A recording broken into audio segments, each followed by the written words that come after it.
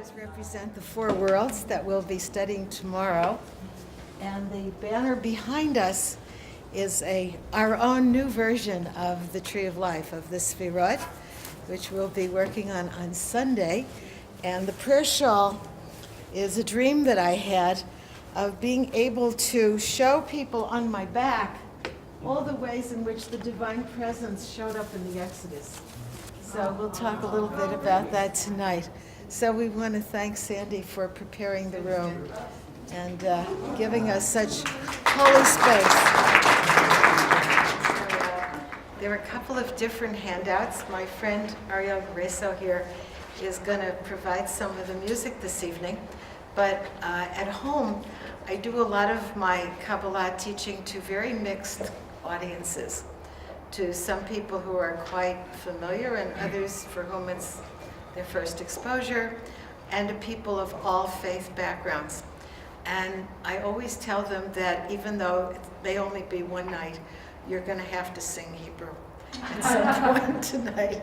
So there's a very simple song on your song sheet, and it's called Bruchim Habaim, Bruchot Habaot, and it's a welcoming song. Could I have the handout also? Thank you. Let's see what we gave out. It's the first one on your left. And even though it's very simple, it begins to give you some of the philosophy of the Shekhinah, the divine presence, or what is called in the Kabbalah, the feminine aspect of God. I suspect most of you didn't think that Judaism had a goddess, but the feminine is alive and very well. And in fact, Tom diGenarro and Ori Har are recently back from Israel. I'm going to ask them a little bit later to read for you about the 40 different names of the divine feminine in the Zohar, in the Book of Brilliance. And those of you who get to stay till Sunday get the handout. Not all the handouts made it tonight. We're here to enter the Tree of Life together. So what do we mean by that? The teaching in Jewish mysticism is that there is a Tree of Life whose roots are in heaven and whose branches, whose emanations, what we call in Hebrew midot, are here on earth. And what you'll discover if you read or you study is that the concepts that these mystics developed for what each of these sfirot behind me represent, if you look particularly at the lower seven, you'll find them to be strikingly similar to human emotions. So I look at this as a system. You'll find a handout called What is Kabbalah? And it's a short description that I wrote because I was doing a 6-week class. It was a very large class, and there was one lady at the end of each class, she would still shake her head and say, I still don't know what it is. And so I felt like I needed to write something very basic. But I see the whole system as being verbally very complicated. Any of you who have studied Vedic and Sufi and so on, I think will acknowledge Jewish mysticism has a unique vocabulary, complicated vocabulary. And part of that is because we don't have iconography that's acceptable to portray the divine. So we don't have statues or paintings. And most of the paintings that you will find of Kabbalistic concepts were done in Europe by Western European Christian artists. Most of that art is not Judaic. And when it is Judaic, it's more symbolic and not pictorial. And the same would be true, of course, in Islam. So it's very wordy, and it's got a lot of different dimensions, worlds, states of the soul. But it all really comes down to one thing, in my opinion, and that is the simplest. I believe that what the system is telling us is that human beings were created in the divine image, in the image of God, and that we're here on earth to be the conduit between the other worlds and this world. And we are here to get it through this body and through these senses. Every human being is that divine communicator, that divine bridge. And so it's a complicated system, but I think it boils down to a very simple message that we're all here for a reason. Each of us has an assignment. The Jewish teaching is that angels get only one assignment at a time. They do it, they finish, they don't ask questions. They have no conflict. People are different. And so we're here to do it with love and compassion and understanding and acceptance. And as we go through this Sefirot over the weekend, you'll see that so much of what we project onto the deity is really what we would like to have from ourselves. So can I stand without disturbing the mic? So I would like to say, Bruchim habaim, bruchot habaot, that you're very welcome. And I want to teach you this song. And then anytime you go to any group, you'll be way ahead of the group. So it goes like this. Bruchim habaim, tachat kanfei ha-shechina. I'll sing it all through once, then we'll do it line by line. Bruchat habaot, tachat kanfei ha-shechina. May you be blessed beneath the wings of Shekhinah. Be blessed with love, be blessed with peace. May you be blessed beneath the wings of Shekhinah. Be blessed with love, be blessed with peace. Let me try it with me.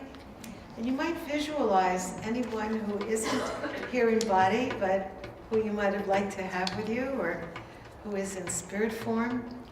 All of the beings, because tonight is the Sabbath, and on Shabbat, particularly later tonight when we light the candles, our teaching is that in that light we can bless anybody in any place in the world.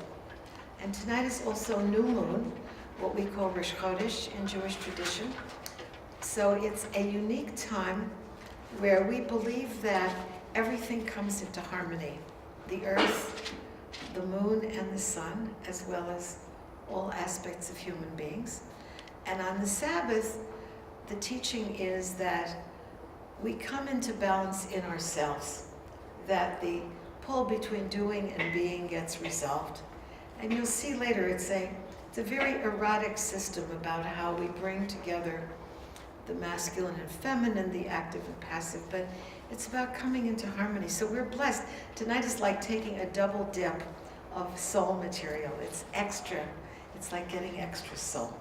So let's welcome all of the great beings of all of our different ancestral traditions who are probably here with us tonight, at least in spirit. Bruchim habaim, tachat kanfei ha-shekhinah. Bruchat habaot, tachat kanfei ha-shekhinah. May you be blessed beneath the wings of Shekhinah. Be blessed with love, be blessed with peace. May you be blessed beneath the wings of Shekhinah. Be blessed with love, be blessed with peace. So the Shekhinah is considered that dimension of godliness that is present for us here on earth. That quality of the deity that we can apprehend through our own inner work and through our senses. So she is the intimate version of God. And she is accessible not only through the senses, but also through nature. and through study and through music, through dance, and so on. It's almost as if the system is saying that the divine light is so powerful that if you went to it directly, you'd probably get zapped. And so it's giving us a softer entryway. Now, one of the ways that we enter into this tree of life energy is through different names of God. In this respect, Jewish and Vedic tradition, I think, and Sufi are very similar, that if you want to get high, you chant the names of God. If you want to get wise, you study the names of God. And there's so many names of God, but the one that is used the most in Jewish tradition is the Tetragrammaton, the Yud-Hey, Vav-Hey. And if you look at the banners, you will see that the Yud-Hey, Vav-Hey is underneath those veiled exteriors, but it's there on all of the banners. And very often on other kinds of banners, you'll see it arranged vertically. It can be arranged either vertically or horizontally. Now, this is like the commonly used prayer name.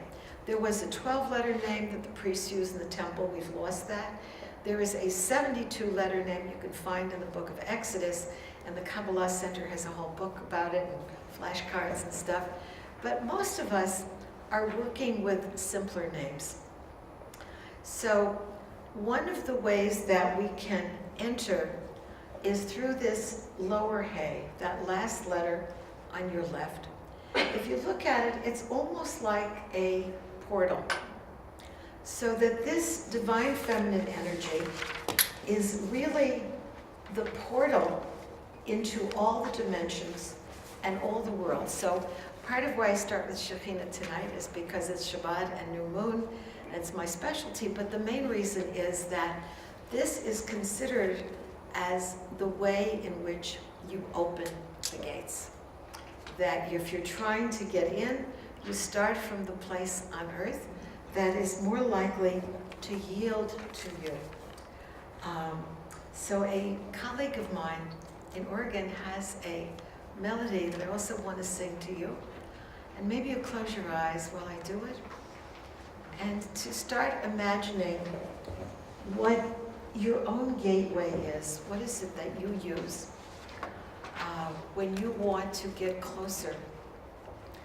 You know, our teaching is that this Shekhinah is a winged presence, like a goddess with huge wings, and we come under her protection. And she's got so many qualities. But what is it that we each do? Where is it in your own life that you feel yourself opening? Is it when you hike in Estes Park or walk by the creek here? Is it when you're taking care of a baby or playing with a dog? When is it that you're able to release your everyday life and enter that dimension in which you are yourself, but you're connected to everything? And there is that great light energy beyond that you become conscious of. Open to me, open your heart, let my presence live in you. Open to me, open your heart, let my presence live in you. I am within you, all around you. I feel the universe, so open to me. Open your heart, let my presence live in you. And now I would ask ask you to open your throat, open your voice, and to repeat the Hebrew letters with us from the ground up, from the portal of Shekhinah. Hey Vav, Hey Yod, Hey Vav, Hey Yod, Hey Vav, Hey Yod, Hey Vav, Hey Yod, Hey Vav, Hey Yod, Shekhinah Yekara, Ruach HaKodesh Oreyon, Shekhinah Yekara, Ruach HaKodesh Oreyon. Hey Vav, Hey Yod, Hey Vav, Hey Yod, Hey Vav, Hey Yod, Hey Vav, Hey Yod. First I'm going to ask Dov to read you a poem of mine that's a short history of this divine feminine as she travels on the journey through the creation, the Exodus, the Talmud, the medieval period, the Zohar, and so on. So that I give you this is the condensed version of who we've been calling. Shekhinah by Rabbi Leah Novick.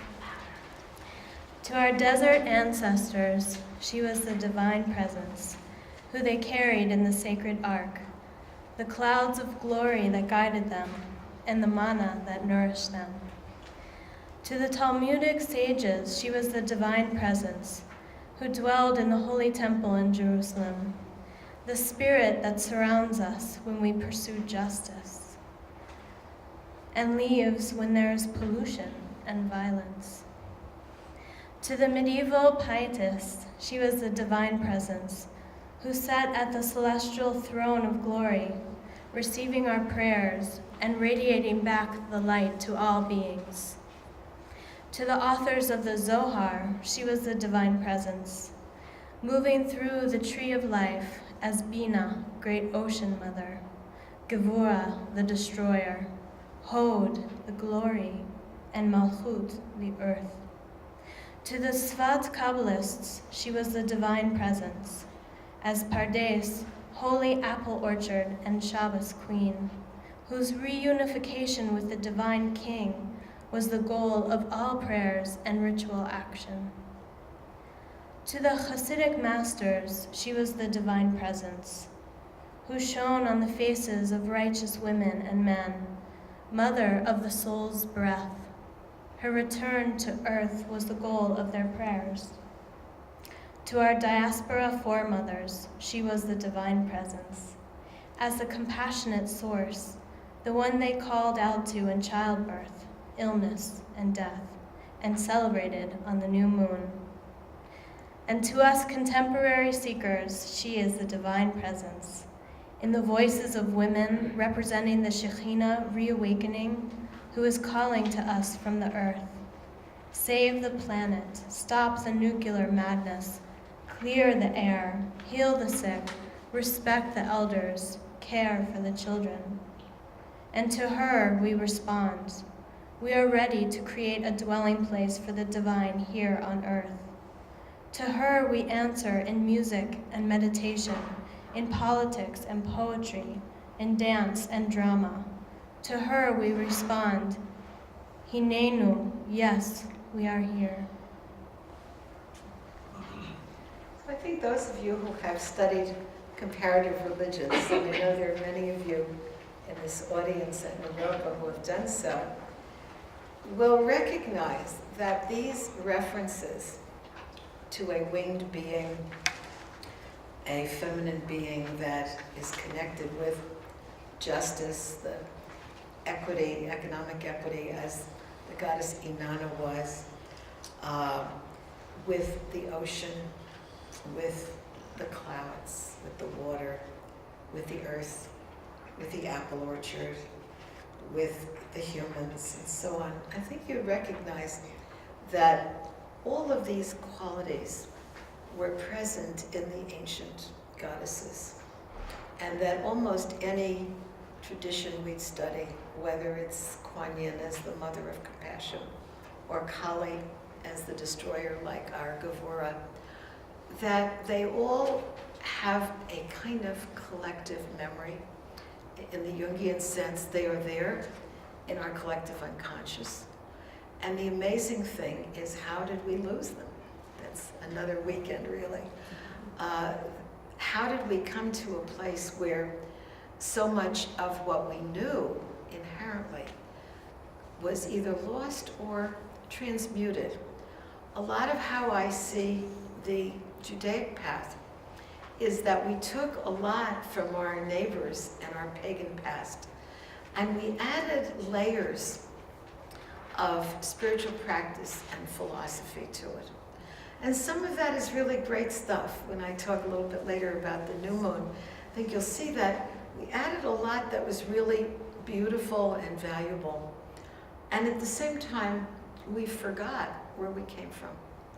So to me, what has been remarkable in the study of Zohar, and that's kind of my main thing, you know, in terms of where I enjoy the Judaic study the most, has been around the Jewish mysticism. It has always amazed me that men sitting somewhere in Provence or Catalogne in the 14th century or the 15th century, or in the Rhineland in the 12th century, or in the Middle East way before that, would somehow create a body of work in which so much of the ancient symbolism was brought back.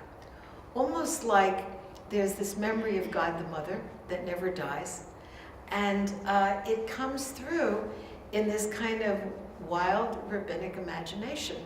Because if you study the Kabbalah, it is a work of incredible vision, profound poetry, wild stories, and tremendous imagination. Great liberties are taken in the interpretation of the Torah, mostly through the legends that we all had studied. But it's kind of a wild jump. If I were to bring you this week's portion of the Torah and then the Zohar commentary on it, and say, how did they get from here to there? It's really remarkable.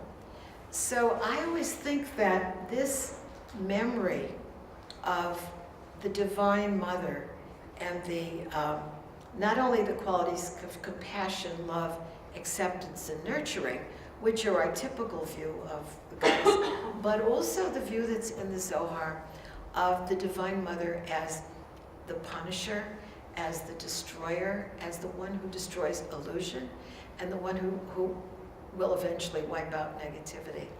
So you don't have a completely, sugary view of where this divine feminine energy comes from. And the other part that, to me, also seems both ancient and futuristic is the great abundance of material in the interpretations of Exodus. And some of this is straight from the Torah, as Sandy will tell you.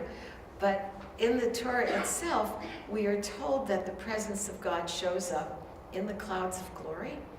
So they're there in the air. She's there in the air. God is there in the air. In the Amud Ha'esh, a pillar of fire that lights their way and warms them at night. In the manna that descends to the earth, on which they are fed. and in the water of the Sea of Reeds that they go through in order to be reborn. So it's a presentation of Shekhinah energy that would sound perhaps more Native American. And of course, there was a group of Israelites on a vision quest outdoors, supposedly for 40 years in the desert. Can't find a longer vision quest than that. And so, of course, the appearance of the Divine One would come in the fire on top of Mount Sinai, and in the quails, and in the water of Miriam's well, and all of these very physical, very natural means. And so that to me says that they did understand it, despite all of the layers of literature and philosophy, that there is some kind of basic understanding. And I feel like that's where we're going in the 21st century. I do weddings and baby namings and memorials. And when people come in, especially say for a wedding, and I'm trying to figure them out, like, what color is your spiritual parachute? I ask them, well, how do you connect to divinity? How do you get high? And I would say 85% say it's out in nature. And of course, I live in coastal California, but I'm sure that would be true in Boulder. I don't know if it would be true in Detroit or New York, but that would be interesting to find out. Because to me, it feels like this generation is trying to get back to that place of a direct connection with divinity. Yes, we respect all the traditions, and yes, people are going back to church and the synagogue.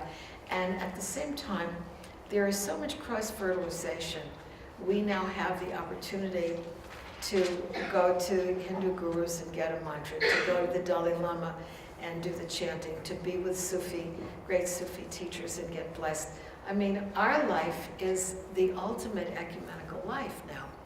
And so I think where we're going is this place of wanting to get it in a fashion that is our own. And in the process of thinking about Jewish mysticism and what it is, and we don't have a word for mysticism. We call our tradition Kabbalah, which means the receiving. And a person who is a great receiver, like say Rabbi Zalman Schachter-Shalomi, my teacher who many of you know, would be a makubal, one who is a receiver of the energy of the wisdom tradition. So I often go to other traditions to look at what is a definition of mysticism. And one of the best definitions of mysticism came from St. Thomas Aquinas, who said that a mystic is one who has an understanding of God through their own experience. I've forgotten the Latin for it. It sounds better in Latin. But essentially, if you are on a mystical path, there is a desire and a need to go beyond the intellectual, beyond the mind, okay? And even beyond the teachings and the readings that you've done. And to be able to have an apprehension, an experience of that which is in you and beyond you through your own level of being and understanding. Now, the teachers are perhaps for all of us filters. They're important filters for us. I think a lot of what the teachers have done for us is they have summarized, they have digested these traditions so well, and they give them over to us. I mean, we live in a remarkable time. I spent 5 days in the presence of the Dalai Lama in Palo Alto, and he spent the first day giving us the history of Tibetan Buddhism. And some of my friends were getting bored and wanted to leave, and they said, no, you gotta stay. And around the 5th day, we got the Blue Tara initiation. And there were about 150 monks on the stage with him. And I thought, those guys sat in Zendo for 10 years before they got this initiation. And we're only here 5 days. So I feel like Rabbi Zalman and others who teach this material have studied it and digested it, but what the desire is to share it. And to give it over in a manner that is really accessible. And so much now of the Kabbalistic literature has been translated, a lot is in English. There's a lot you can get on your own. And then there's a lot that requires the Hebrew and the study, and at least entryway through teachers who have done that work. And I see it all as we're condensing so that people will be able to kind of navigate across traditions and take from them that which speaks to their heart and that which they can use and that which feels familiar to them. Tomorrow we'll be talking about Gilgal reincarnation, or what the Jews call the transmigration of the soul. And I always ask people who come to Kabbalah classes and workshops, where does this fit in for you? Does it speak to your heart? Is there some memory that you have that draws you into it? And I've seen in my classes that people of all backgrounds, seen some people just grab onto this material and run with it, that we're not sitting somewhere in a Hebrew school or a synagogue and studying it. It spoke to them.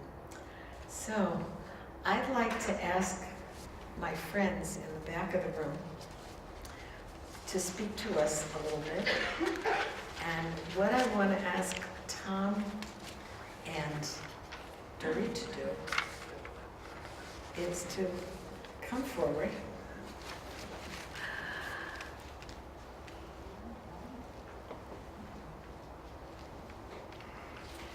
See, usually they would be home for the Sabbath. The Sabbath is the time when we try to be with family, or extended family and friends. And when we use the time for food, music, making love, meditating, studying, so that we can go to a higher level. And so I'm very honored that they've come tonight, because this is a different Sabbath. And what I want to ask you to do is to read for us these attributes of the divine presence, the goddess, the Shekinah, that appear in the Zohar. And I've alphabetized them, but sometimes Hebrew, sometimes English. And this is their language. They haven't seen these before. Oh, it's on the other side of your song sheets. So we have two.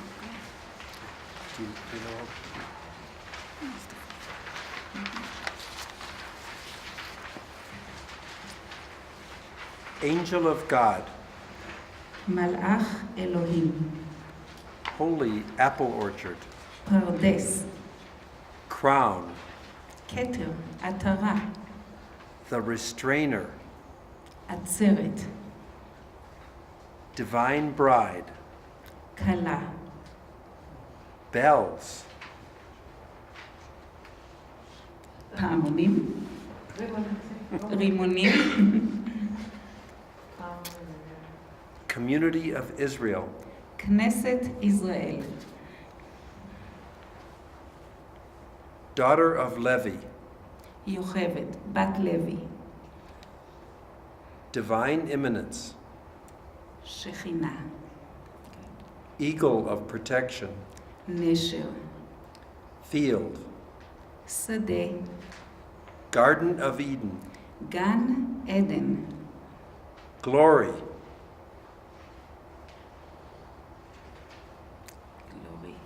clouds of glory, throne of glory, indwelling glory, ענן, what would it be? ענן הכבוד, heart of love, לב מלא אהבה, supreme palace, היכל,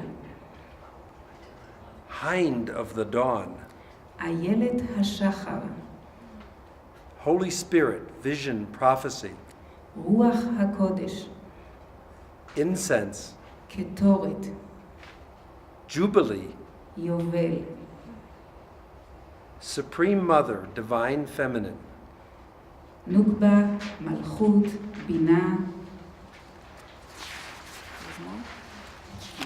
אמא, light, fire, עמוד האש, mirror, אספקלריה, moon, לבנה, Radiance of the Shekhinah. זיו השכינה, Oral Torah. תורה שבעל פה, Pearl, gemstone, foundation stone. אבן השתייה, Rainbow, because Shekhinah comprises many colors. קשת, Stream, water, ocean. מים, ים, Rose of Sharon, lily of the valley.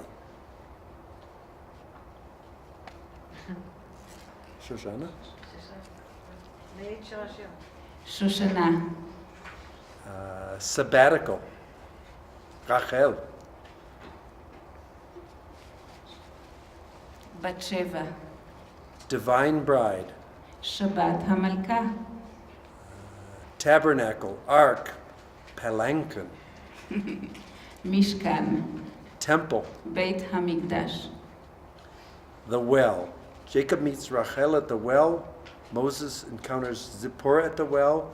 Eliezer finds Rivka at the well. Isaac communes with the well. Hagar receives divine message at the well.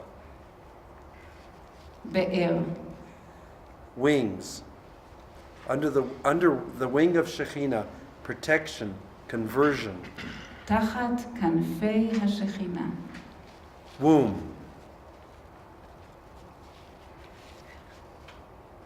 רחם, Holy word. בת קול, דיבור, She who throws the light. זרקה,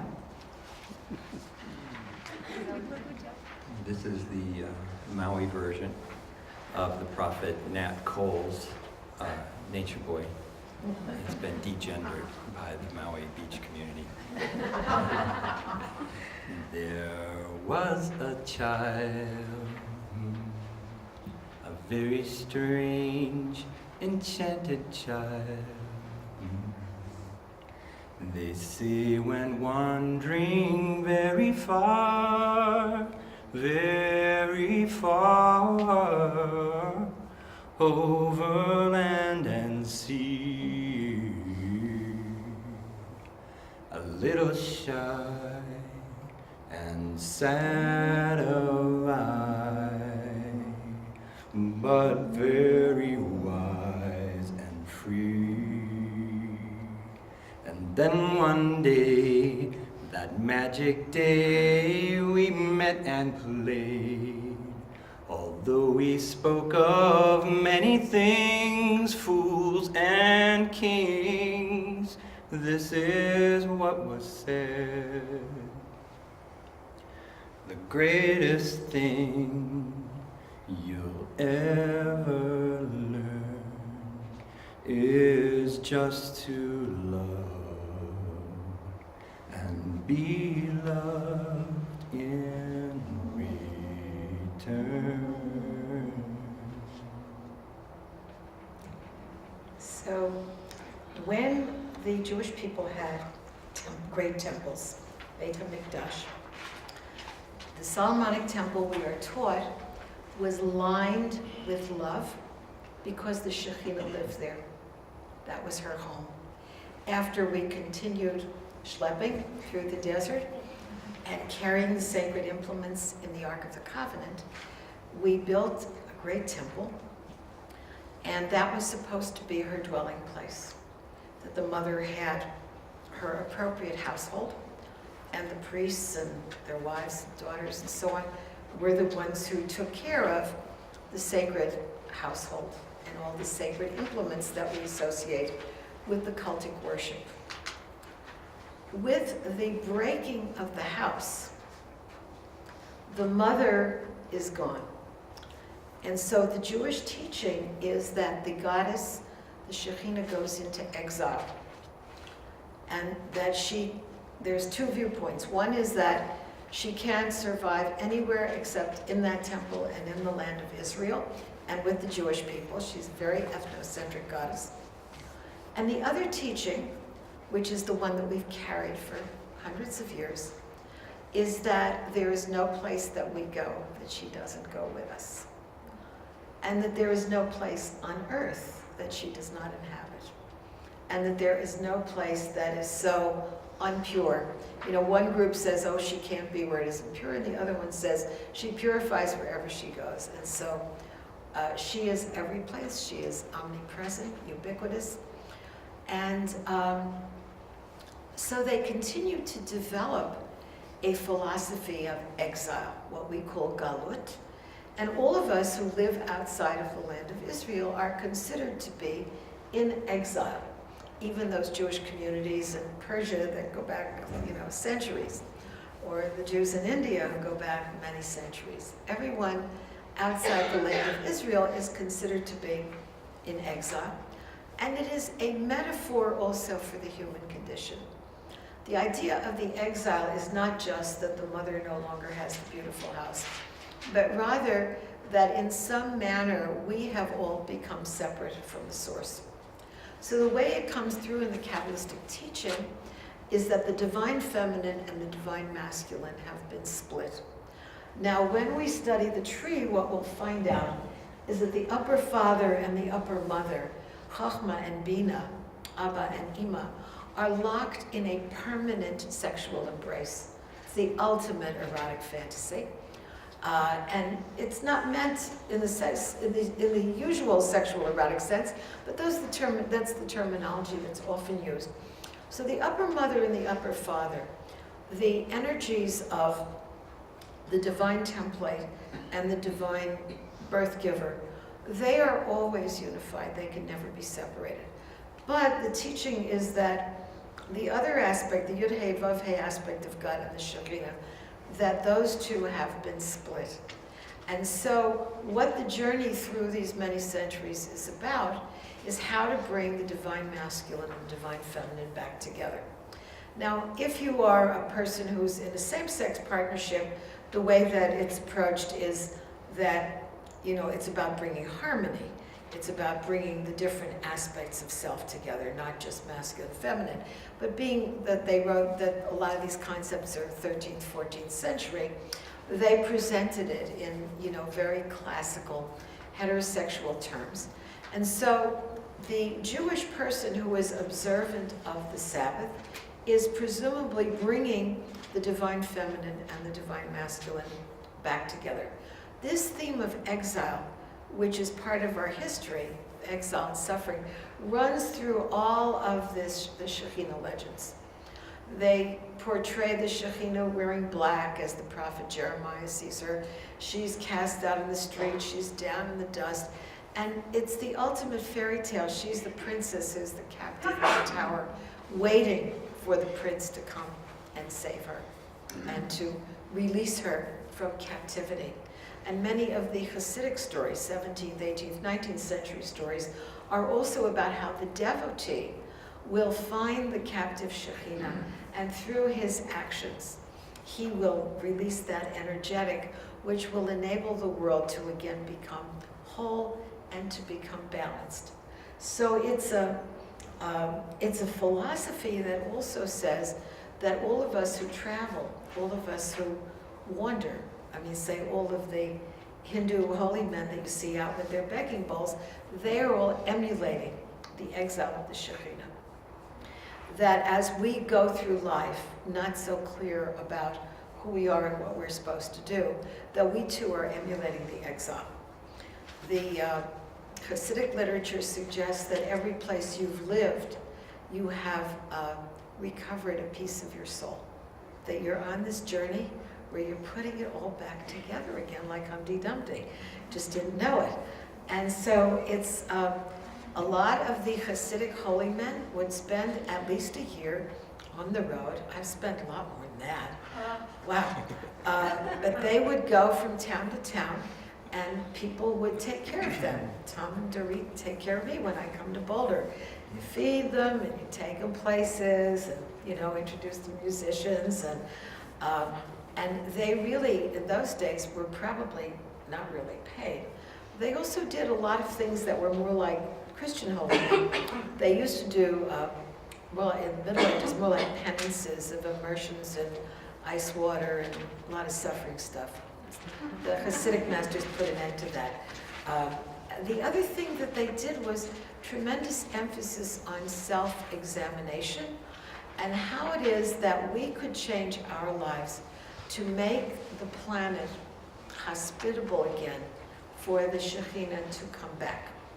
So the ones that said she didn't stay here with us, but she went up to the seven heavens, they came up with the idea that when the Shekhinah, and this goes back to the Talmud, when the Shekhinah sees violence, rape, incest, pollution on the earth, she voluntarily ascends.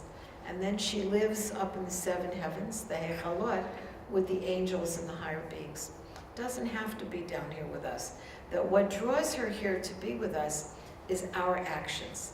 So whether we take it from the Talmud or bring it up to modern day, there's an emphasis on the individual and how the individual, as part of this hologram, can attract or repel the healing energy, the divine energy, to be present on earth. So it lends itself to also very ecologically oriented philosophies, and many of my colleagues who do the Jewish ecology and or generic ecology work base their ecological work also on this notion that our actions have to be in partnership with the divine, and that we would be able to create that Garden of Eden here on earth if we could bring ourselves into alignment.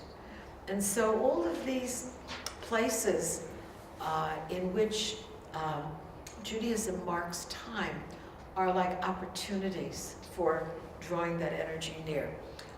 Judaism and all the Kabbalistic philosophy too is very much about sacred time, not only sacred places and sacred beings, but sacred time.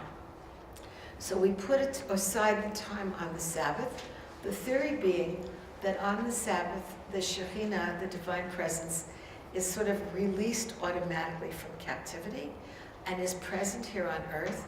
And when that happens, that for this 26-hour day, that we can bring the forces of negativity to a halt. And of course, they qualified by saying, well, if everybody did this for 2 weeks running, we could do it, you know. But the idea being that there's a different energetic presence on the Sabbath.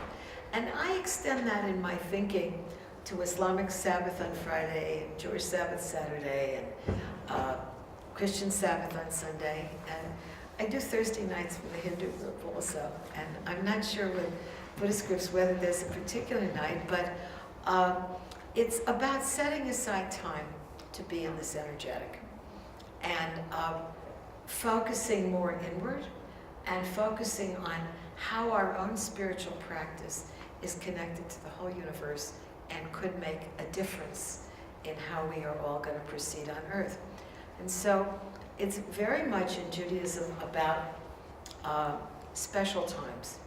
And the other special time that I mentioned with reference to tonight is new moon, or what we call Rosh Chodesh. And so this too has a legend. And the legend is that at the beginning of time, both the sun and the moon were equal, but the moon was smaller. And so the moon went to God, and she said, and this is the other thing, except for Japan, I think the moon is always female. Amaterasu, no, it's the other way. The sun is masculine, the moon is feminine. The Japanese have a sun goddess, Amaterasu, and the Babylonians had a moon god named Sin. But generally speaking, the moon is female. So the moon went to God, and she said, I don't think this is fair. We ought to be on equal billing. And according to Jewish legends, there's other legends like this in Hawaii, but they read differently. According to the Jewish legend, God then said to her, if you can't handle this partnership, then you will be reduced and you will be the smaller planet. And however, the Divine One promised her that at the end of time, in the Messianic era, the sun and the moon would be equal again, implying the equality of genders. And God also promised her that there would be special sacrifices done in the Jewish temples on new moon, and that there would be special spiritual practices. So that's our myth, our foundation myth. And then it got amplified with the idea that at Mount Sinai, when they built the golden calf, that the women refused to give their jewelry. And so they were rewarded with New Moon, Rosh Chodesh, as a women's holiday. And for the next many hundreds of years, Jewish women didn't work on the new moon. They had a day off once a month. And they would visit with each other. In the Middle East, they had music and drumming and baklava. And in Europe, they gambled and they visited each other and they sang.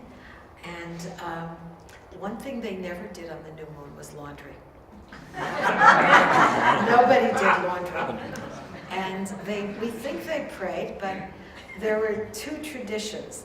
There's a male tradition where if you were in a synagogue last Saturday, they did the blessing to announce the new moon. And if you're in the synagogue tomorrow morning, there will be special readings from the prophets, a special Torah reading for the new moon.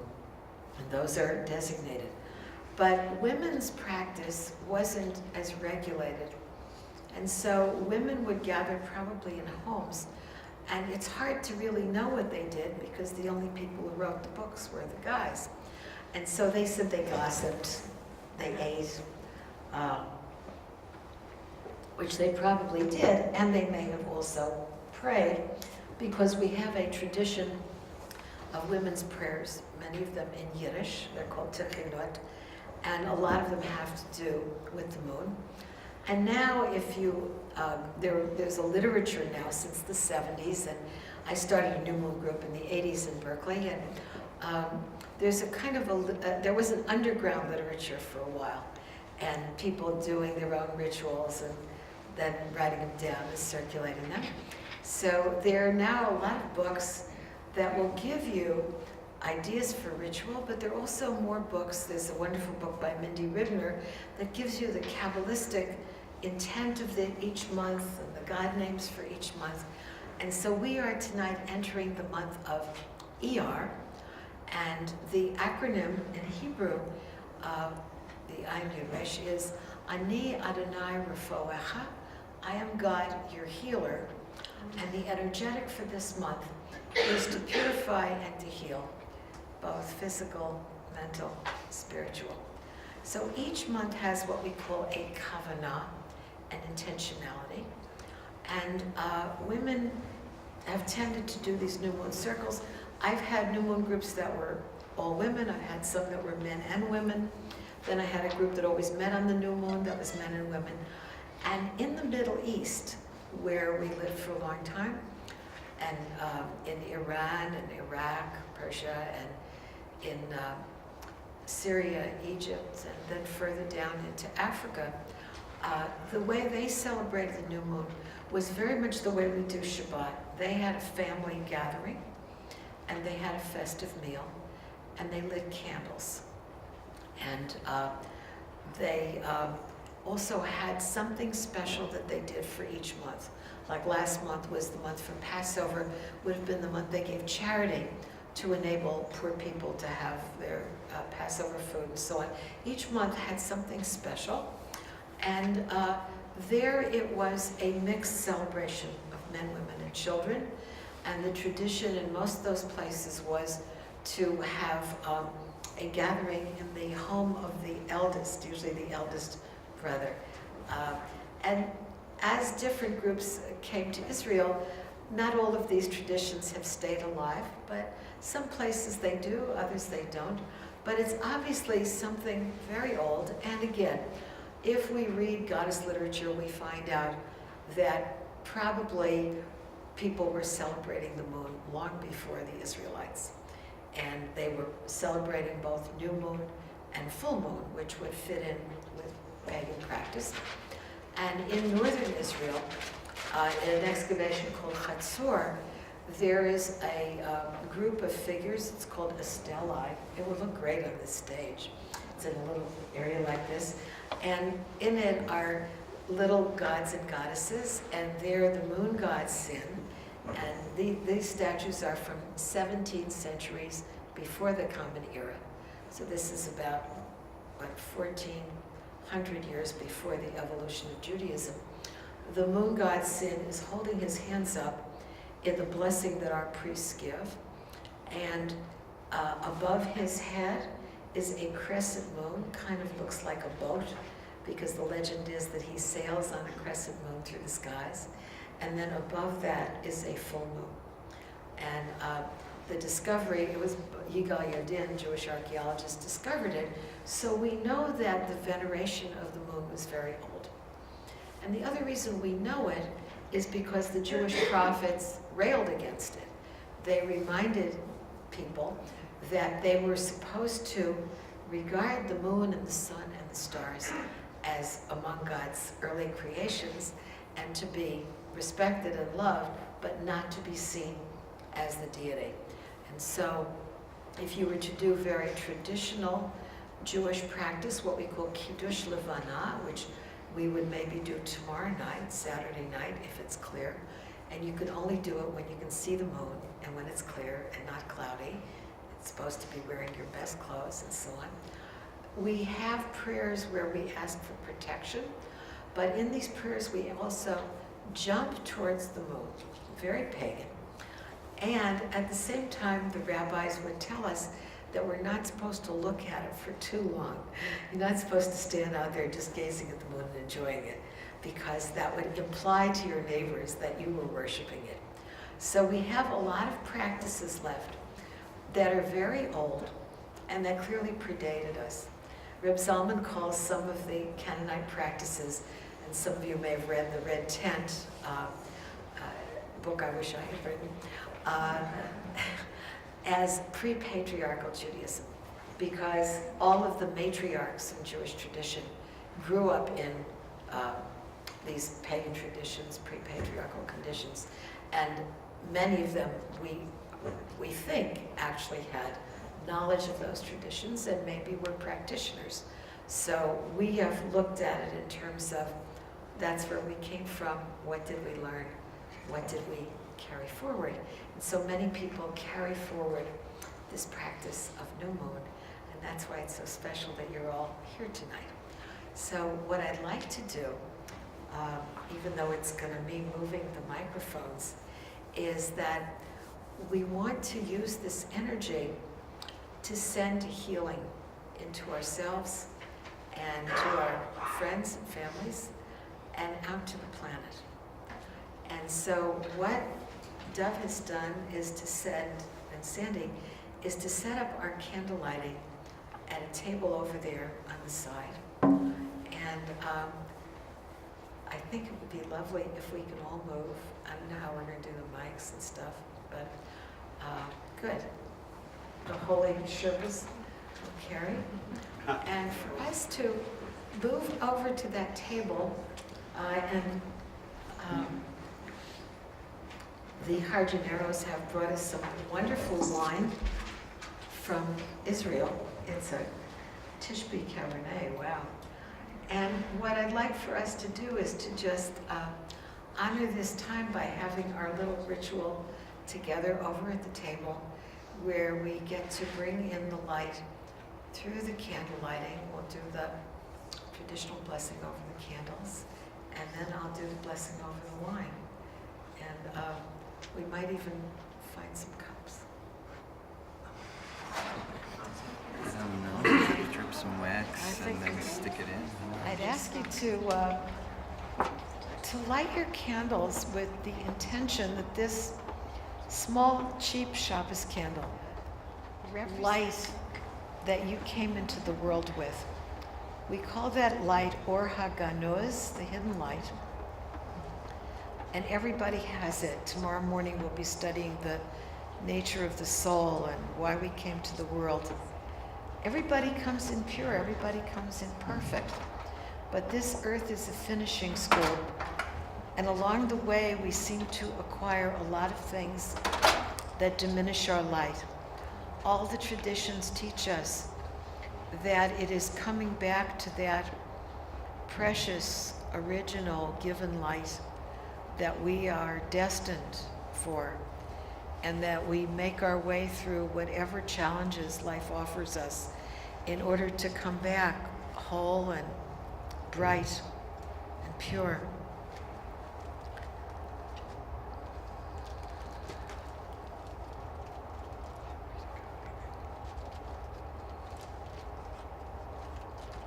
And so we're going to take these lights, and I'm going to do the 2 Shabbat candles and sing the blessing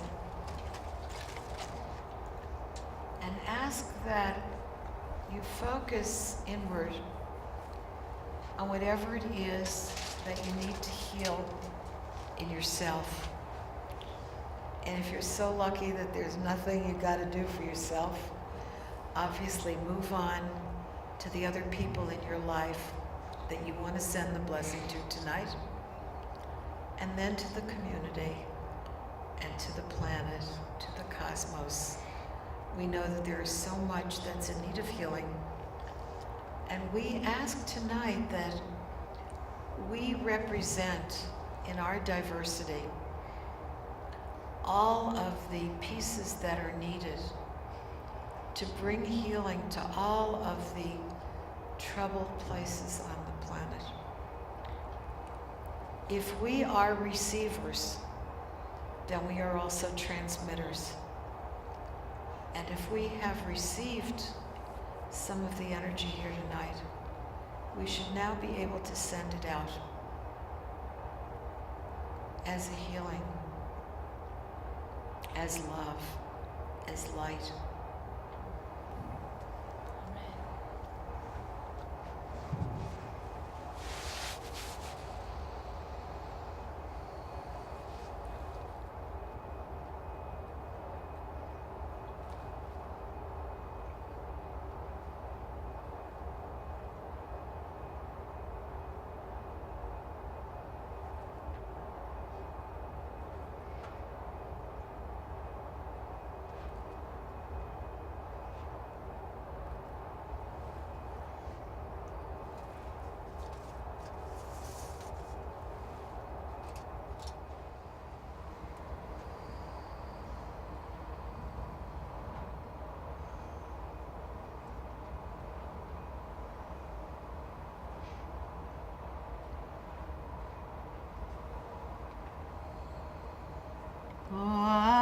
Baruch Shekhinah, Eloteinu Malkat Haolam, Asher Kidashtanu b'mitzvoteha v'tzivanu lehadlik ner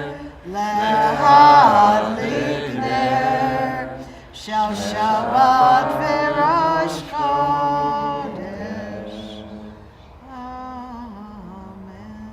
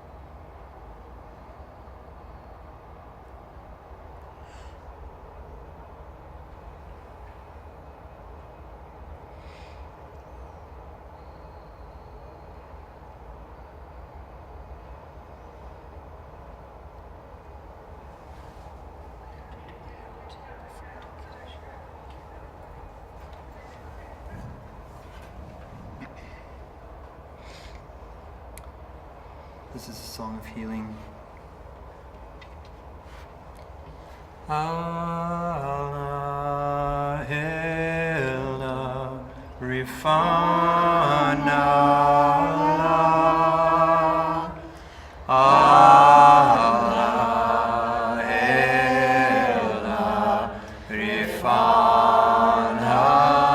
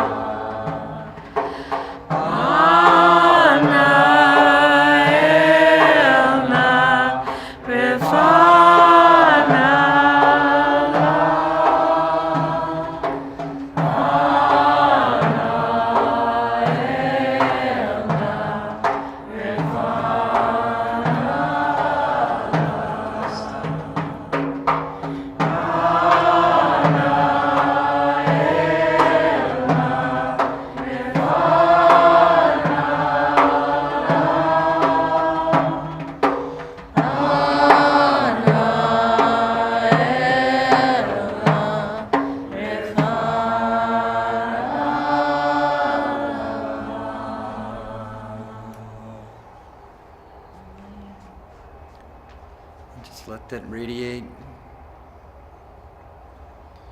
So the whole city of Boulder feels it. All of Colorado. Our continent, our planet, and beyond. To all the worlds. Peace and healing. Amen. Amen.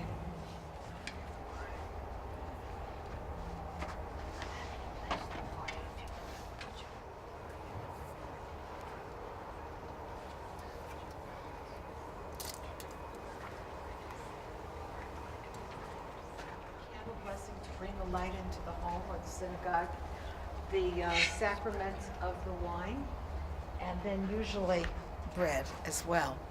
And we think with the wine and the bread, if you remember back to the Old Testament, that Abraham goes to Melchizedek, the king of peace and the king of righteousness. And he is initiated by Melchizedek, who is a priest to El Elyon, God Most High. We don't know what tradition Melchizedek really was, but he preceded the Abrahamic traditions of Islam, Christianity, and Judaism. And Abraham is initiated with wine and bread. And of course, in Judaism, we use the wine and the bread, the light. Christianity, the transubstantiation and the communion. So we don't have the bread tonight, but we have the wine, which is very important. And Jewish tradition is that wine gladdens the heart. And this was not because they were trying to promote alcohol ingestion, but rather that they looked around in the vineyards and they saw that there was something unique in the way in which the grapes grow. That they reach upward for the sun and for the light and for the divine. They reach down into the earth for the moisture and also the divine, but they always reach sideways to each other for whatever, love, companionship, shade. I live near a lot of vineyards, and on Friday night it's traditional to read from the Song of Songs, and that is again, the ultimate spiritual love literature in Judaism. And so we bless the wine as a way of bringing it in as a sacrament. And usually we have organic grape juice too for people who don't drink wine. And it's a way of signaling again this shift in time, space within us. And where it comes from, where this Kiddush comes from, is the idea that there were many, many eons of time. This is Kabbalah and the Big Bang. One of my teachers, Professor Daniel Matt, has written about this. The Jewish teaching is that there weren't 7 days, but there were 7 millions, billions of years in which many, many planets were created and destroyed. It fits with a lot more contemporary physics. And that at a certain point in this process, this planet emerged, and the Divine One looked at it and said, "This is pretty good." Vahi Tov. It's very good. Tov Moed. And so on Friday night, we celebrate the creation of the world. And we are in gratitude for an end to that cycle of destruction that came before. The teaching is that the world was created with 10 great sounds, Esel Ma'amahot. So when you read in the Old Testament or the New Testament, in the beginning was the Word, we think of it not as a conventional word, but rather the kinds of sounds that our friend Jonathan Goldman, who lives here, specializes in. They are the evocative sounds of great movements in creation. And so when we do the Kiddush, we are remembering that the creation came about in that amazing fashion, And in our tradition in the Torah, it says that at the end of this cycle of creation, that the Divine One paused and rested and was like reinvigorated, reinfused. So even God, who doesn't have to do anything, doesn't need anything, is portrayed as having taken a break. So that is why we sing the Kiddush and we celebrate. So, any of you who, I'll sing the introduction and the main Kiddush, and if you know it, please join me.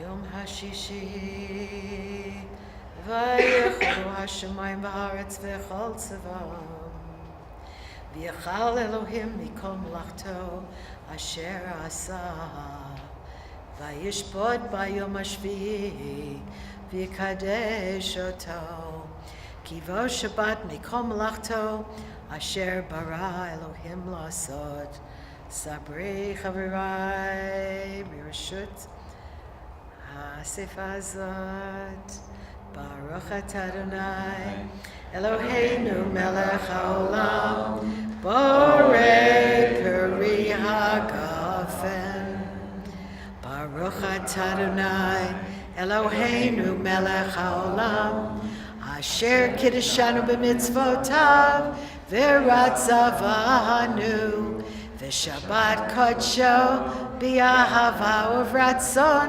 hinchilanu zikaron lemaaseh bereshit ki hu yom tehila lemikroei kodesh zecher letziad mitzrayim Kivanu v'acharta v'yotanu kidashta im kol hamim v'shabbat kodshecha b'ahava uvratzon hinchaltanu ad barucha shechina Mekadeshet HaShabbat.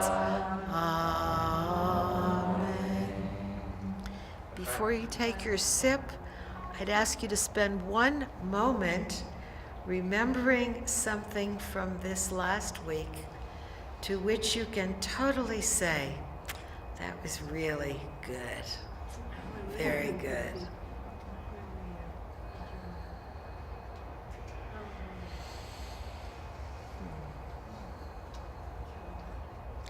L'chaim.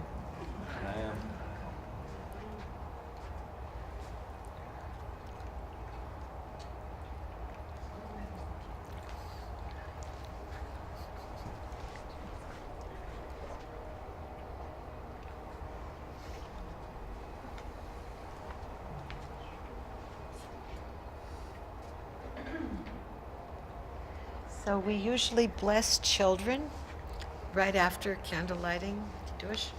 So I would ask you to find somebody here that you feel somehow drawn to or comfortable with. It could be someone you know or somebody you just met. And I'd like you to go over to that person and silently look into their eyes and know that you know the blessing that they need. And spend a few moments with them. And of course, if you're uncomfortable, don't do it. Or come to me and I'll give you a blessing.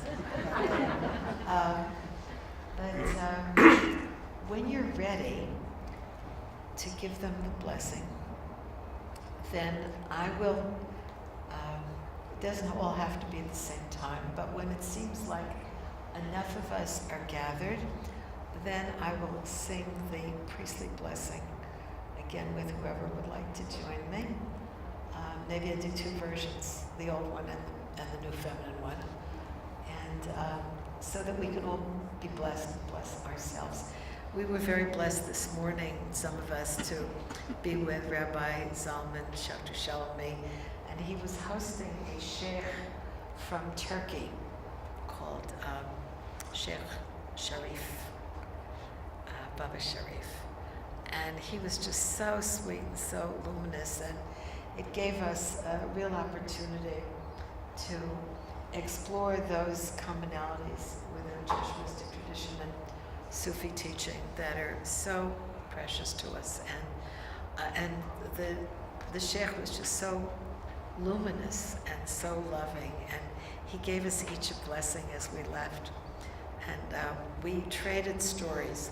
Some of us told stories from Jewish tradition, and he told stories from Sufi tradition, and it was a great heart opening.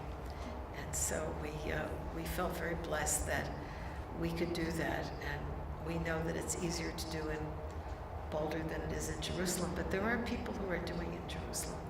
And I felt like this morning that we were supporting all the people around the world who were working towards a greater state of peace in the Middle East and elsewhere.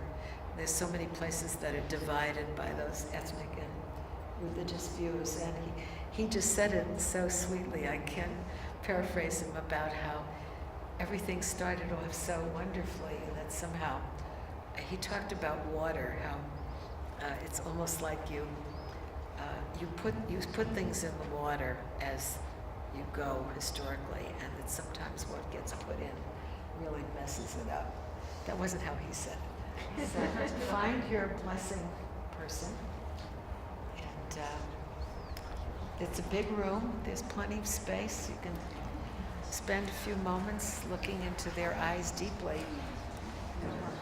No, I asked him if I could take a passing He stopped skiing at Naropa last year. Yeah, it's like 82 No, so vibrant, amazing. So all day I kept thinking I was going to see That's so funny.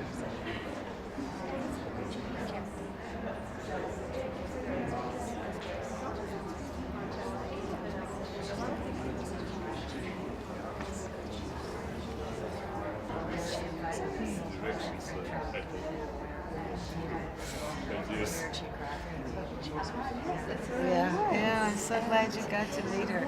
She's very special. She's amazing. Very special. I think we'll have to come back to the blessing at the end, because I didn't want for us to leave tonight without my having an opportunity to hear from you. I don't know about you, but I got the most perfect blessing, you know. Every time I do this kind of work, I see that there is like really divine guidance, that the right person always comes to me and knows exactly what I need. So may it be so for all of us. But I'd like to entertain some questions and some comments now. And I don't mind going a little over also, but yes, the gentleman in the back, whose name I should know. Could you just talk about the Omar in today's Omer, thank you so much. You like my shill. I wanted to count the Omer before we quit. We are in a period that's called Counting the Omer. It starts the second night of Passover, and it continues until Shavuot, the Feast of Weeks, which comes out in early June. Each night, and usually you do it at night before you do the bedtime prayers, you bless God for the privilege of counting. And most of us now are counting Kabbalistically, which means that each day has a particular sphera, a particular energy that's one of these emanations of the divine that is characterized by that characterizes that day. So Dorit, are we going into the 16th day tonight? Yes. Right. And the 16th will be Gevura B'Tiferet. Right. So we're in the we're already in the third week. So yesterday, for example, we were in the energy of Chesed B'Tiferet, which was loving kindness and beauty. And I went out by the canal and everybody smiled at me. It really felt like that kind of. No, that was yesterday or today? That was. Till dark. Right, till dark, right. And then tonight, we go into Gevura B'Tiferet, which is about the power within this sphera of beauty and and compassion, goldenness. And Gevura is about boundaries, and it's about power, and about the proper exercise of power. It's about justice. So I think all of this week we will be in the week of Tiferet, which is this beautiful, glowing, young, masculine energy. But tonight and tomorrow, we may have to put out more energy or be more disciplined. That's how I would interpret the day. And we'll have to be, those of us who are here studying will undoubtedly do so. It gives you, by marking the days in this fashion, it gives you a way of coming into time that's different. Now, I do this ordinarily. Of the 10 sfirot, the upper triad is Keter, Chachma, Bina, and then we come down to what we call the 7 sfirei habinyan, the 7 attributes of construction, the attributes that have to do with life in this world. And they also can be worked with the days of the week. So Chesed is Sunday, and Gevura is Monday, and Tiferet is Tuesday, and so on. So I work with these on a regular basis, in that as I get up in the morning, do the morning prayers, I remind myself of what energy we're in that day. I also choose colors for my clothes that fit with that day, etc. And I tend to plan my activities that way. When we're counting the Omer, it's like we're conjugating. There are 2 sfirot at work. And so we have calendars, and the calendar thing is very old. But what's newer is there are cards that you can get and books you can get with little exercises that give, I don't know if you have any of those, but do you work with them? Tell us. Just this year. Right. So I'm not an expert. There are meditations you can do. Right. And experiential things you can do. Yeah. And there's a zillion different interpretations. Right. There's a lot of different ones. So what I do is I write out on little cards what I feel the intention of that day is going to be. And then I do another card at the end of the day for what happened. So I kind of watch whether I am able to stay within that energy or whether something breaks it up, you know, maybe something I didn't quite expect. But it's a way of marking time. And then at the end of these weeks, at the end of the 7 weeks, the 50th day is the holiday of the Feast of Weeks, which in our tradition is about the receiving of the Torah. And so it's about how you use the time to come into the place of receiving your own Torah, your own sacred instruction. You know, what is it that speaks to you? And so I find it a very valuable practice. Anybody else? Yes. I'm curious about the Kabbalah, if it's embraced by all the sects of Judaism. You know, I was raised Jewish, but you know, never heard the word Kabbalah. Right. So this is making this. It's a very good question, and it has a couple of answers. One is, I guess we should send a blessing to Madonna and Demi Moore and Roseanne. The Hollywood folks who have, you know, popularized Kabbalah, and you know, you'll hear rabbis saying, "Oh, it's terrible," and this is just a phase, and so on. But I think the truth is that it's given a certain popularity, if you will. What happened is that Eastern European Judaism became very inward and, what's the right word? Superstitious. And the great Hasidic rabbis were wonderful healers and great souls, but their dynasties tended to deteriorate. So part of what happened is there was a reaction, particularly mid-19th century, by Jews who later became Reform and Conservative, which didn't exist until then, against that kind of thinking. If you read Isaac Bashevis Singer, everything is a demon, a spirit, etc. As science, mathematics, and so on became more important, and as education opened to Jews, particularly in Hungary and Germany, that led to the formation of the Reformed Jewish movement and a reaction against the old way. And so they kind of threw the baby out with the bathwater. And so for 200, 300 years, the only people who studied the Zohar were very Orthodox scholars. And also a lot of people studied who only studied it philosophically but didn't see its ramifications for a spiritual and emotional practice. The place that never died was among the theosophical folks and, you know, a lot of the non-Jewish mystics who saw it in, you know, in terms of the tarot deck and so on.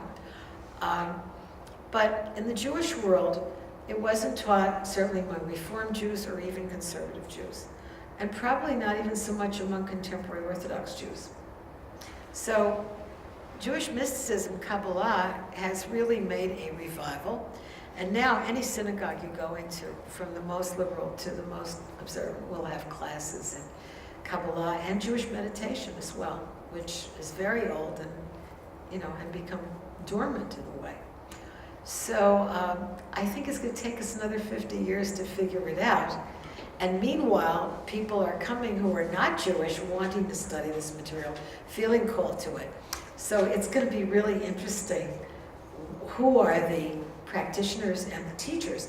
And there are so many new books, just amazing books now that give you access without having to know Hebrew or Aramaic. And there are also centers that are growing up, not just the Kabbalah Center, but a colleague in the San Francisco area who's got a wonderful center with, this weekend they were doing a workshop on amulets, you know, and what goes into Kabbalistic amulets and so on. And it's wonderful to see people taking very old knowledge and sending it out now, making it available to everybody. So that, you know, I also, until I was, you know, the old teaching was you shouldn't study until you're 40, and you're supposed to know the Torah, the Talmud, you know, the Midrash, the Gemara, the Mishnah. You were supposed to have studied everything. And you were supposed to have had a totally upright character and observed all 613 of the mitzvot. So it was a very, what? And be a man. So it's a really exclusive club that not too many people could get into. And also, in the earlier days, a lot of these guys almost lived together. I mean, they meditated together, they prayed 3 times a day at least. They did like the equivalent of time and space travel, and they fasted and they went into seclusion. I mean, they did all the things that mystics and other traditions did, except that in Judaism, to be a rabbi, to be a teacher, you're supposed to be married and have children and a job. So how you juggle all those things is really interesting. A lot of our great mystics died before 40, so obviously they were teaching people who were younger. But it had, the Sufi teacher I spoke of had made reference to this also, that the idea was you were supposed to be grounded, that before you went into a life of meditation, visualization, and altered states, that they wanted you to have had a life. And we know, I know certainly from watching people in ashrams and so on, that some people who go in very early give up having those things. And also some people who go in very early feel sorry that they missed out on maybe family and children. So there's no one clear path. There are many, many paths. And I think that the Jewish community now has much more embraced the mystical teachings. And will teach them. Yeah. Anybody else? Yeah, Liz. How do these, is there a way that the Sephirot sit in their bodies? Yes. And I'll spend all day Sunday on that. But basically, the diagram of the Sephirot is organized along the image of what's called the Adam Kadmon, the essential humanoid. The Kabbalistic teaching is that at the beginning we were male and female, we were androgynous, and that we agreed to split in order to procreate and so on. So, Keter is, the crown is in where you would have the fontanelle, Chochmah and Bina in the right and left brain. Da'at, the non-sphera, I locate usually in the throat chakra, but some say the heart. Tiferet is the heart. Netzach is the right hip and leg. Hod is the left. And Yesod is the genital area. And Malchut is the feet, or some would say the anal area. I'm doing a workshop at home later on in May for mostly body workers about how you use the sphera for healing. So that would be good for you to get under your belt too as part of your work. Yeah. Also, there's colors, there's gemstones.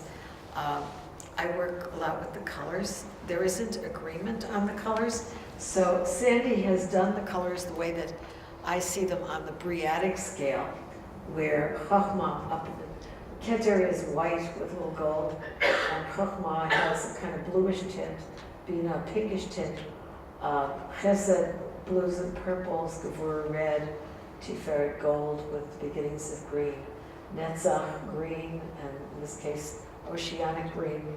Hod is the golden oranges, Yesod the deep colors, and go into the Shekhinah, the Malchut, which is everything, all the colors. But you'll find different ascriptions of colors in various books and planets and so on. The non-Jewish mystics work more with the gemstones, the colors, the planets. The Jewish scholars also were very reluctant to do that, and some do it, and also with the astrology. It's the other thing, it's a whole other story, that the Jews did astrology from the time of the Persian exile. And that plays in with the celebration of the moon also. But it's finding the clues, it's detective work from bringing a lot of stuff back, and it'll come back in a different way. It'll come back in a way that speaks to us. Yeah. Thank you. I was wondering if I could ask you a little bit more of a personal question, and what brought you to become a rabbi? Where's Doug? That's the most popular question. And UC Santa Cruz has an oral history project, and they spent a year interviewing me and wrote a biography. And basically what I say to all the interviewers is, it's not a decision, it's a calling. And I feel like our Christian friends have a better way of describing it in a way. To me, it's not like deciding to go to graduate school. I was brought up in a very Orthodox family. I was tutored in Hebrew prayers from the time I was 3. My uncles who are in their 90s are convinced that I could quote Rashi and the legends by the time I was 7. I don't think it's true. And I went to a school in New York City called Herzliya, which was a gymnasium. It was the equivalent of a high school college, in addition to my regular high school. And then I went on a totally secular path, and I did politics for the next 30 years. And civil rights, peace, women's movement, environment. And I ran for office, and then I worked for a very famous member of Congress, and then I headed an agency under President Carter. And I still watch West Wing because I used to sit in the Oval Room with Jimmy Carter. And I moved to California knowing that I had to change my life. I moved to California like people go to Israel, it's making Aliyah. That's ascending, so to speak. It was part of my fantasy life. And I couldn't seem to figure out how to make a living without doing what I knew how to do, which was to teach or do public policy or do political work. So I headed the Commission on the Status of Women under Jerry Brown, and then I spent the next 10 years on the UC Berkeley campus teaching public policy, women's studies, and so on. And the work found me. You know, the groups found me, the work found me. And I was very blessed, I still am, that my process included the Buddhists, the Hindus, the Native Americans, the Sufis, I mean, everybody embraced me and helped me, but always sent me back home. Like, you're supposed to do Jewish. And I had done a lot of study with goddess teachers also in the Berkeley area, and I somehow got it that my mission was supposed to be about bringing together the feminine and the Jewish. And Rabbi Zalman really saw who I was long before I did. And I was blessed to have teachers who would teach Kabbalah to women and who appreciated our input and who also welcomed the kind of research work that we did. So, that's the story in a nutshell.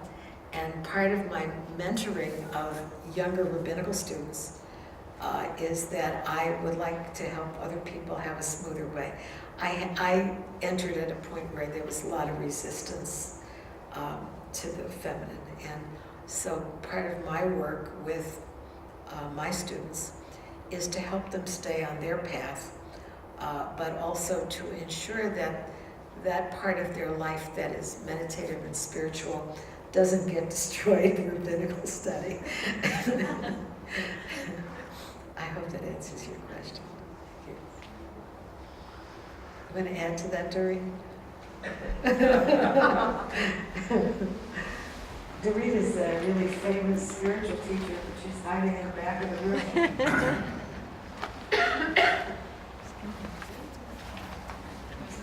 So I think it's a good time for us to come to a close. Thank you so much for coming. And what I wanted to do was to just close with the blessing for calling in the archangels. It's a prayer that we do when we go to bed at night, and part of a much longer prayer. That's the other thing, all Jewish prayers are very long. I traveled to India and a lot of other places with a friend who kept telling me that ultimately the religion that wins out in the world is going to be the one with the shortest prayers. He's in Brazil now.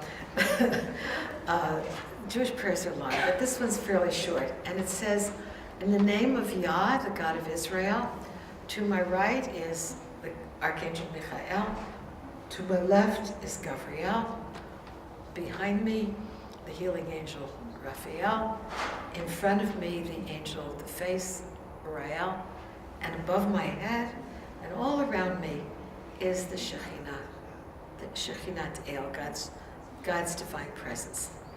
And in the healing work that I do, I've noticed that a lot of the New Age practitioners also call the archangels and have like a vast array of qualities for the archangels that's way beyond the Jewish. But it all starts with that sense that there's another whole culture, many, many worlds of angels and seraphim and divine animal beings and so on. And then there's supposed to be this throne of glory. And the teaching in the Zohar is that when we go to sleep at night, we allow our soul to travel, and that the soul goes out to play with the angels and to play with God in front of the throne of glory. And I was at Teach Dream workshops, and the Zohar says that if you can clarify yourself before you go to sleep, forgive everybody, which is part of Jewish traditional prayer, and release your thoughts and so on, that you have a better chance that the ideas that you have, that you send out with your soul to the divine, will get a good answer, or a higher level answer. There's a section from Zohar that I once studied with Danny Matt, and I can't remember where it is anymore, but it said that there were special birds that came at night, Tzipore Lila, and that these birds were the messengers, that they carried our thoughts up. But the idea of the soul traveling at night in dreams is common to many, many cultures. So I would like for us to leave tonight with that possibility, that we release our souls into the hands of God, whether we're asleep or awake, that God is our protection in all states, and we have no fear of that journey during the night. B'Shem Hashem Elohei Yisrael Mimini Michael Mismoli Gavriel Milfonai Uriel Me'acharai Raphael V'al Roshi Shechinah in the name of Yah, the God of Israel. To my right is Michael, to my left is Gavriel. In front of me is Uriel, and behind me Raphael. And above my head and all around Shechinah El. So many blessings and very good dreams. Kol Mepaz, golden dreams.